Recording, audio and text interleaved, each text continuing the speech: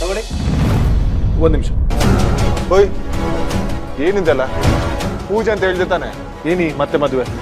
ನೋಡು, ಆಲ್ರೆಡಿ ತಾಳಿ ಕಟ್ಟಿದ್ದೀನಿ, ಮತ್ತೆ ಕಟ್ಟಕ್ಕಾಗಲ್ಲ. ವಂಶಿ, ನಿಮಗೆ ಮದುವೆ ಆಗಿದೆ ಅಂತ ನಮಗೆ ಗೊತ್ತು ಕಣೋ. ಆದರೆ ಇದು ನಿಮ್ಮಮ್ಮ ಪ್ರೀತಿಯಿಂದ ಮಾಡಿಸುವಂಥ ತಾಳಿ ಇದು. ಅವಳು ಇಚ್ಛೆ ಪಟ್ಟಂತೆ ಆ ತಾಳಿನ ತಂದಿದ್ವಿ. ತಗೋಣ, ಕಟ್ಟೋ.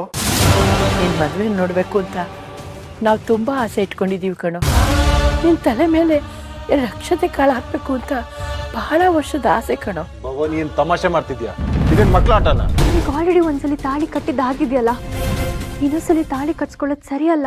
ಸ್ವಾತಿ, ಇನ್ನೊಂದ್ಸತಿ ತಾಳಿ ಕಟ್ಟೋದ್ರಿಂದ ಏನೂ ತಪ್ಪಿಲ್ಲಮ್ಮ. ಅದು ಪುನಃ ಕಟ್ಟಿರೋದು ವಂಶಿನೇ ಅಲ್ವಾ? ಅದು ಹಾಗಲ್ಲ ಅಜ್ಜಿ. ಇನ್ನು ಹೇಗೆ? ವಸುದೇ